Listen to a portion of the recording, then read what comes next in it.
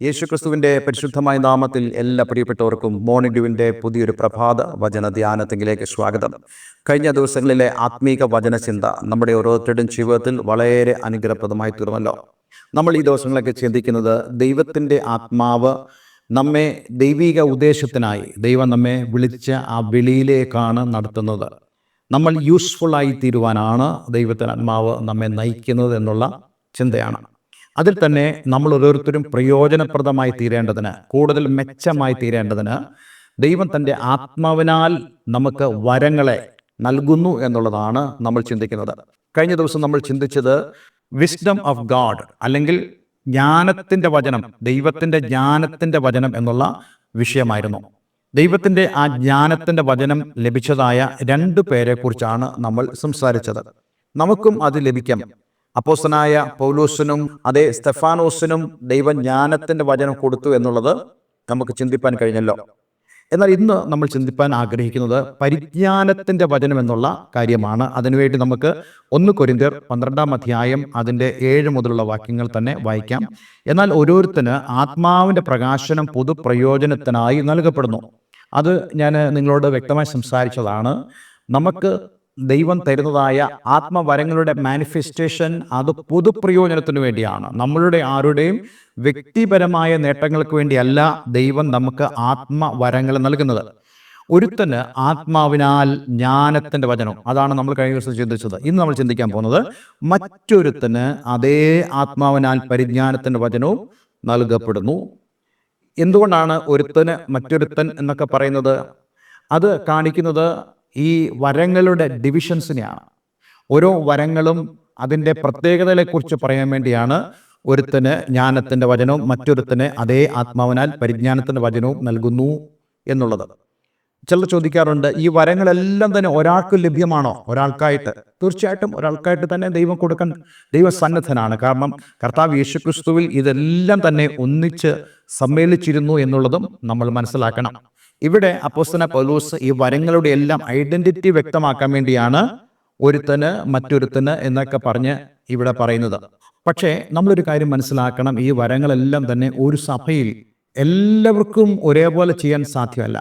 മറിച്ച് ഇതെല്ലാം തന്നെ ആത്മാവിൻ്റെ ഐക്യതയിലും അതേ പരിജ്ഞാനത്തിലും നമ്മൾ ചെയ്യേണ്ടതാകുന്നു. അതുകൊണ്ട് തന്നെ ആകാം ഒരുപക്ഷെ അപ്പോസ്തലനായ പൗലോസ് ഇവിടെ ഒരുത്തൻ മറ്റൊരുത്തൻ എന്നുള്ള പദപ്രയോഗങ്ങൾ നടത്തുന്നത്. ഞാൻ നിങ്ങളോട് പറയാൻ ആഗ്രഹിക്കുന്ന വളരെ പ്രധാനപ്പെട്ട ഒരു കാര്യമുണ്ട്. നമുക്കെല്ലാവർക്കും അറിയാം, ഈ ക്രിസ്തീയ ജീവിതത്തിൻ്റെ ആദ്യത്തെ പടി എന്ന് പറയുന്നത്, നമ്മളൊക്കെ സ്കൂളിൽ പഠിക്കുമ്പോൾ ABCD, A for apple, B for ball എന്നൊക്കെ പറഞ്ഞ് പഠിക്കുന്ന പോലെ വളരെ ലളിതമായിട്ടുള്ള പാഠങ്ങളാണ് നമ്മൾ ആദ്യമേ പഠിക്കുന്നത്. ആത്മീയ ജീവിതത്തിൻ്റെ ആദ്യ സമയങ്ങളിൽ ആരും തന്നെ കട്ടിയായിട്ടുള്ള ഭാഗങ്ങളല്ല പഠിക്കുന്നത്. കാരണം നമുക്കറിയാം, ഒരു ശിശു ജനിച്ചു കഴിയുമ്പോൾ മുതൽ ആ കുട്ടി പാലാണ് കുടിക്കുവാൻ ആരംഭിക്കുന്നത്. അമ്മയുടെ മുലപ്പാൽ ആദ്യഘട്ടങ്ങളിൽ അത് ഭക്ഷിക്കുന്നു. പിന്നീട് നമ്മൾ കൊടുക്കുന്ന പശുവും പാലോ അല്ലെങ്കിൽ ഏതെങ്കിലും പൊടി വർഗത്തിലുള്ള പാലോ ഒക്കെ നമ്മൾ കൊടുത്ത് ആ കുഞ്ഞിനെ പരിപോഷിപ്പിക്കുക, കുറുക്ക് തുടങ്ങിയതായ കാര്യങ്ങളൊക്കെ നമ്മൾ കൊടുത്ത് ആ കുഞ്ഞിനെ അതിന് ഫീഡിങ് നമ്മൾ നടത്തുന്നു.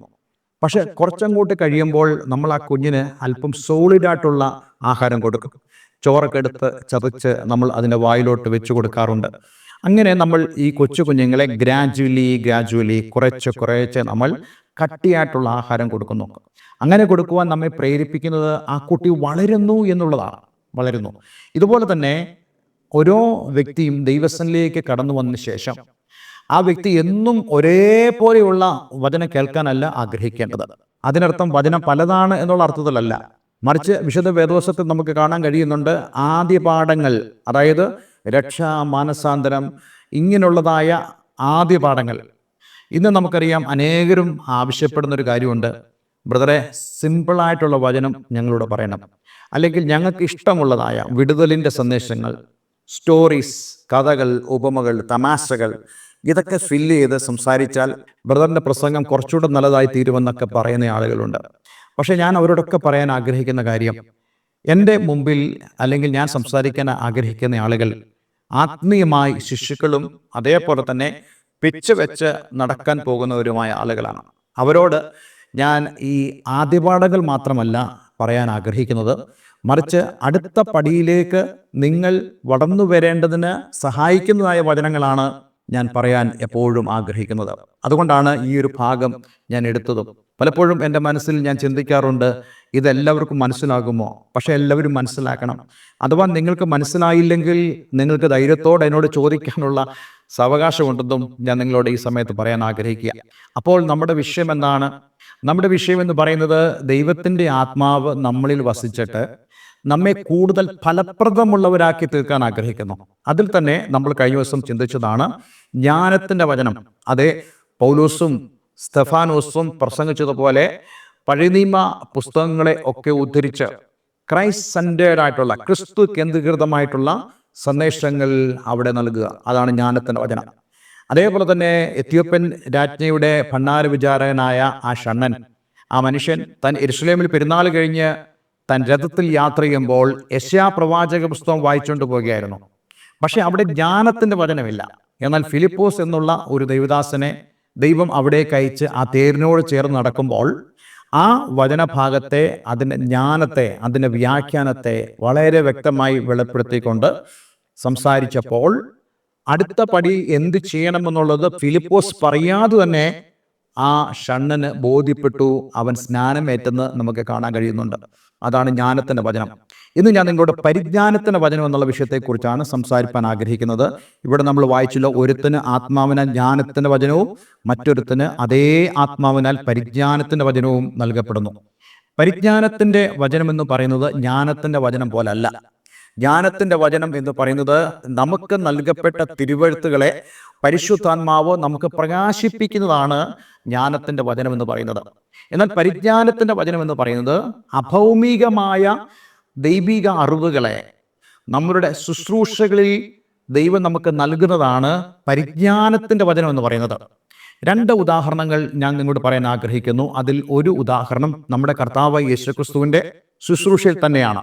മത്തായിയുടെ സുവിശേഷം 17-ാം അധ്യായം 24 മുതൽ 27 വരെയുള്ള വേദഭാഗങ്ങൾ വായിക്കുമ്പോൾ, അവർ കപർന്നഹൂമിൽ എത്തിയാറെ ദിദ്രമപ്പണം വാങ്ങുന്നവർ പത്രോസിന്റെ അടുക്കൽ വന്നു. അതായത് ടാക്സ് കളക്ട് ചെയ്യുന്ന ടാക്സ് കളക്ടേഴ്സ്, നികുതി പിരിവുകാര് പത്രോസിന്റെ അടുക്കൽ വന്നു. നിങ്ങളുടെ ഗുരു ദിദ്രമപ്പണം കൊടുക്കുന്നില്ലയോ എന്ന് ചോദിച്ചതിന്, വാസ്തവത്തിൽ പരീക്ഷിക്കാൻ വേണ്ടി ചോദിച്ചതാണ്. യേശുക്രിസ്തു നികുതി കൊടുക്കുന്നുണ്ട് എന്നുള്ളത് ഇവിടെ പത്രോസ് സൂചിപ്പിക്കുന്നുണ്ട്. എന്നിട്ട് ഉവ്വ് എന്നവൻ പറഞ്ഞു. അവൻ വീട്ടിൽ വന്നപ്പോൾ, അതായത് ഈ സംഭവമൊക്കെ കഴിഞ്ഞ് വീട്ടിൽ വന്നപ്പോൾ യേശു അവനോട്, ശിമോനെ, നിനക്കെന്താണ് തോന്നുന്നത്? ഈ ഭൂമിയിലെ രാജാക്കന്മാർ ചുങ്കമോ കരമോ ആരോടാ വാങ്ങുന്നത്? അവർ ഒരിക്കലും അവരുടെ ആൾക്കാരിൽ നിന്ന് വാങ്ങത്തില്ല. അവർ പുത്രന്മാരോടോ അതോ അന്യരോടാണോ ഇത് വാങ്ങുന്നതെന്ന് ചോദിച്ചപ്പോൾ പത്രോസ് പറഞ്ഞു, അന്യരോടാണ് വാങ്ങുന്നത്.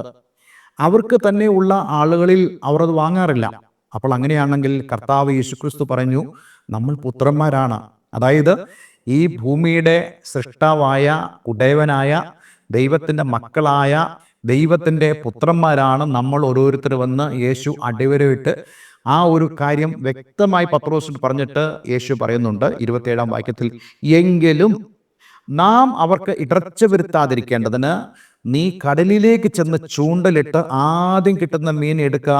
അതിൻ്റെ വായ തുറക്കുമ്പോൾ ഒരു ചതുർദ്രഹ്മപ്പണം കാണും. നോക്കൂ, ദ്വിദ്രഹ്മപ്പണത്തിന് വേണ്ടിയാണ് അവർ വന്നെങ്കിൽ യേശു പറയുന്നു ചതുർദ്രഹ്മപ്പണം ഒരു മത്സ്യത്തിൻ്റെ വായിലുണ്ട്.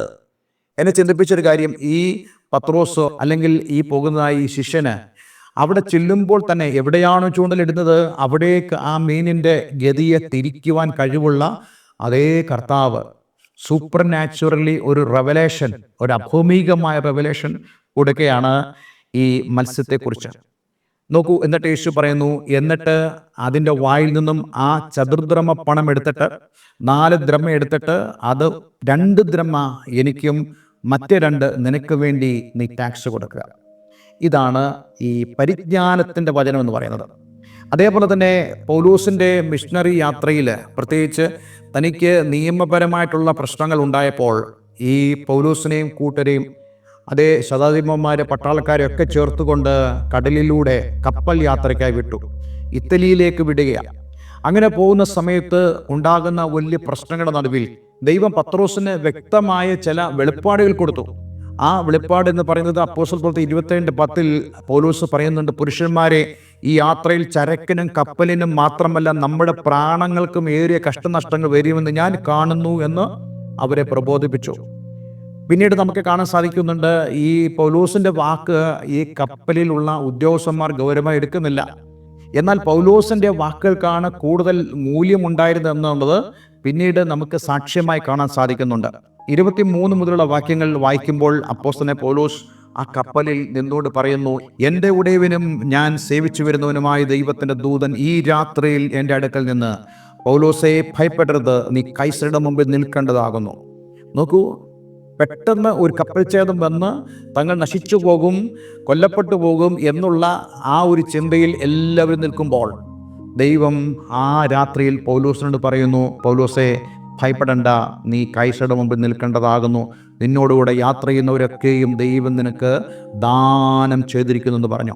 അതുകൊണ്ട് പുരുഷന്മാരെ, ധൈര്യത്തോടിരിപ്പീൻ, എന്നോട് അരുളി ചെയ്തതുപോലെ തന്നെ സംഭവിക്കും എന്ന് ഞാൻ ദൈവത്തെ വിശ്വസിക്കുന്നുവെങ്കിലും നാം ഒരു ദീപമേൽ മുട്ടി വീഴേണ്ടതാകുന്നു. ഇതാണ് പരിജ്ഞാനത്തിൻ്റെ വചനം. കർത്താവ് യേശുക്രിസ്തുവിൻ്റെ മറ്റൊരു ശുശ്രൂഷ വേളയിലും ഇതേപോലെയുള്ള പരിജ്ഞാനത്തിൻ്റെ വചനം യേശു പറഞ്ഞെന്ന് നമുക്ക് കാണാൻ സാധിക്കുന്നുണ്ട്. അതേ ശമര്യക്കാരത്തെ സ്ത്രീയോട് യേശു സംസാരിക്കുമ്പോൾ പറയുന്നു, സ്ത്രീയെ, നിനക്ക് 5 ഭർത്താക്കന്മാരുണ്ടായിരുന്നു, ഇപ്പോഴുള്ളവനോ നിന്റെ ഭർത്താവല്ല. അവൾ ആശ്ചര്യപ്പെട്ടു പോയി. ഇതായിരുന്നു പരിജ്ഞാനത്തിൻ്റെ വചനം. ഇത് ഞാൻ എന്തുകൊണ്ടാണ് നിങ്ങളോട് പറയുന്നത് ചോദിച്ചു കഴിഞ്ഞാൽ, ദൈവം നമുക്ക് നമ്മളുടെ ശുശ്രൂഷകളെയും നമ്മുടെ കാഴ്ചപ്പാടുകളെയും കൂടുതൽ മെച്ചമാക്കുവാൻ പരിജ്ഞാനത്തിൻ്റെ വെളിപ്പാടുകൾ ദൈവം നമുക്ക് നൽകും. ഇതൊരു വരമായിട്ട് ദൈവം നൽകുക. പക്ഷേ നമ്മളൊരു കാര്യം മനസ്സിലാക്കണം, എപ്പോഴും ഇത് സംഭവിക്കണമെന്നില്ല. കർത്താവ് യേശുക്രിസ്തുവിന്റെ ശുശ്രൂഷയിൽ പോലും രേഖപ്പെടുത്തപ്പെട്ട വിവരങ്ങളുടെ അടിസ്ഥാനത്തിൽ നമുക്ക് പറയാൻ സാധിക്കും, ഇത് എപ്പോഴും സംഭവിച്ചിട്ടില്ല. പൗലോസിൻ്റെയോ അല്ലെങ്കിൽ അപ്പോസ്തലന്മാരുടെ ശുശ്രൂഷയിലും എപ്പോഴും സംഭവിച്ച ഒരു കാര്യമല്ല. പക്ഷെ ഇന്ന് പലപ്പോഴും ആളുകൾ ചിന്തിക്കുന്നത് ഇത് നല്ല മാർക്കറ്റുള്ള ഒരു പരിപാടിയാണ്, അതുകൊണ്ട് എപ്പോഴും ഇത് ദൈവത്തിൻ്റെ പേരിൽ ഞാൻ ചെയ്താൽ എനിക്ക് ഒരു മൂല്യം കിട്ടും, അല്ലെങ്കിൽ എനിക്ക് സ്റ്റാറായി തീരാൻ കഴിയുമെന്ന് ചിന്തിക്കുന്ന അനേക ആളുകളുണ്ട്. പക്ഷേ ഞാൻ നിങ്ങളോട് പറയട്ടെ, ദൈവം തരാത്ത ഒരു വെളിപ്പാട് നിങ്ങൾ പറഞ്ഞാൽ അത് ദൈവിക ശിക്ഷയ്ക്ക് കാരണമായി തീരും. പൂർണ്ണമായും ബോധ്യം ഉണ്ടാകണം, എനിക്ക് ദൈവം ഇങ്ങനെയുള്ള വെളിപ്പാടുകൾ നൽകുന്നു അല്ലെങ്കിൽ തന്നു എന്നുള്ള ഒരു ബോധ്യം നമുക്കുണ്ടാകണം. എൻ്റെ ശുശ്രൂഷയിൽ ഞാനത് അനുഭവിച്ചിട്ടുണ്ട്. ഇപ്രകാരമുള്ള പരിജ്ഞാനത്തിൻ്റെ വചനം ദൈവം എനിക്ക് തന്ന അനുഭവങ്ങൾ എനിക്ക് പറയാനുണ്ട്. പക്ഷെ അതെപ്പോഴും സംഭവിക്കത്തുമില്ല. അതിനർത്ഥം എന്തുകൊണ്ടാണ് ദൈവം ഇത് നൽകുന്നത്? നമ്മൾ ആദ്യമേ കണ്ടു, ഇത് പൊതുപ്രയോജനത്തിന് വേണ്ടിയാണ്. എൻ്റെ വ്യക്തിപരമായ നേട്ടങ്ങൾക്ക് വേണ്ടിയല്ല, പൊതുപ്രയോജനത്തിന് വേണ്ടി, ഒരു സഭയുടെ അനുഗ്രഹത്തിന് വേണ്ടി, ഒരു ദേശത്തിൻ്റെ അനുഗ്രഹത്തിന് വേണ്ടി. അതേപോലെ തന്നെ നമ്മുടെ വ്യക്തിപരമായ ജീവിതത്തിൽ മറ്റുള്ളവരോട് ഷെയർ ചെയ്യാൻ പാടില്ലാത്തതായ ആത്മീയ വെളിപ്പാടുകളും ഒരുപക്ഷെ ദൈവം നമുക്ക് തരാം. അത് പരിജ്ഞാനത്തിൻ്റെ വചനത്തിൻ്റെ ഭാഗമാണ്. അപ്പോൾ ഇതെല്ലാം തന്നെ ദൈവത്തിൻ്റെ ആത്മാവിൻ്റെ വരമായിട്ടാണ് നമുക്ക് നൽകുന്നത്. ഞാൻ എന്തുകൊണ്ടാണ് ഈ കാര്യങ്ങൾ നിങ്ങളോട് പറയുന്നതെന്ന് ചോദിച്ചു കഴിഞ്ഞാൽ, കർത്താവിലുള്ള ആ ആത്മീക അനുഗ്രഹങ്ങൾ, നന്മകൾ, വരങ്ങൾ, അതിൻ്റെ അമൂല്യത നിങ്ങളെ ബോധ്യപ്പെടുത്താൻ വേണ്ടിയാണ്.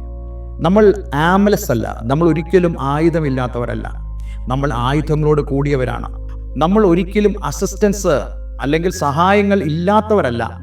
ദൈവം നമ്മെ എപ്പോഴും സഹായിക്കുന്ന അനുഭവത്തിലൂടെയാണ് നമ്മൾ കടന്നു പോകുന്നത്. പക്ഷേ ഇതിനെക്കുറിച്ചെല്ലാം നമുക്ക് വ്യക്തമായ ബോധ്യമുണ്ടാകണം. നമുക്കറിയാം, ഗവൺമെൻറ് സ്കീംസ്, പല സ്കീമുകൾ നമുക്കറിയത്തില്ല. നമുക്ക് പുരോഗതി ഉണ്ടാക്കുന്ന അല്ലെങ്കിൽ നമ്മെ വളരെയധികം സഹായിക്കുന്ന, നമുക്ക് ഗുണമുണ്ടാക്കുന്നതായ അനേക പദ്ധതികൾ ഗവൺമെൻറ്റിനുണ്ട്. പക്ഷേ നമുക്കറിയാത്തത് കൊണ്ട് അതൊന്നും നമുക്ക് പ്രയോജനപ്പെടുത്താൻ കഴിയത്തില്ല. ഇതുപോലെ തന്നെയാണ് ആത്മീയമായ വരങ്ങളെക്കുറിച്ച് നമുക്ക് നല്ലൊരു ബോധ്യമുണ്ടെങ്കിൽ തീർച്ചയായിട്ടും അത് നമ്മളുടെ വ്യക്തിപരമായ ജീവിതത്തിലും നമ്മളുടെ സാമൂഹ്യമായ ജീവിതത്തിലും നമ്മുടെ ആത്മീയമായ ജീവിതത്തിലും അത് വളരെയധികം നമുക്ക് സഹായമായി തരും. അതിനുവേണ്ടിയുള്ള പ്രാർത്ഥനയും ആഗ്രഹവും സമർപ്പണവും നമ്മുടെ ജീവിതത്തിൽ ഉണ്ടാകട്ടെ. ഒരു നിമിഷം നമുക്ക് പ്രാർത്ഥിക്കാം. സ്വർഗീയ പിതാവേ, ഇന്ന് ഞങ്ങളെ കേൾപ്പിച്ച വളരെ മനോഹരമായ സന്ദേശത്തിനായി സ്തോത്രം. ഈ വചനം കേട്ട ഏവരും ഞാൻ യേശുവിൻ്റെ നാമത്തിൽ അനുഗ്രഹിക്കുന്നു. കർത്താവെ, കഴിഞ്ഞ ദിവസം ഞങ്ങൾക്ക് ദൈവത്തിൻ്റെ ജ്ഞാനത്തിൻ്റെ വചനം, ഇന്ന് പരിജ്ഞാനത്തിൻ്റെ വചനം എന്നീ വിഷയങ്ങളെക്കുറിച്ച്, ആത്മാവരങ്ങളെക്കുറിച്ച് ചിന്തിപ്പാൻ തക്കോണം ഞങ്ങളെ സഹായിച്ചല്ലോ. എന്നെ കേൾക്കുന്ന പ്രിയമുള്ളവർ ഇപ്രകാരമുള്ള വരങ്ങളെക്കുറിച്ചുള്ള ബോധ്യമുള്ളവരായി ജീവിപ്പാൻ, ദൈവം തരുന്ന ആ ആത്മീക പരിജ്ഞാനത്തിൽ നിന്ന് ജീവിപ്പാൻ, പ്രശ്നങ്ങളെ വലുതായി കാണാതെ ദൈവത്തിൻ്റെ ആ കൃപയിൽ ആശ്രയിച്ച് മുന്നേറുവാൻ എന്നെ കേൾക്കുന്ന എല്ലാവരും നീ സഹായിക്കണമെന്ന് പ്രാർത്ഥിക്കുന്നു. പ്രാർത്ഥന കേട്ടതിന് നന്ദി.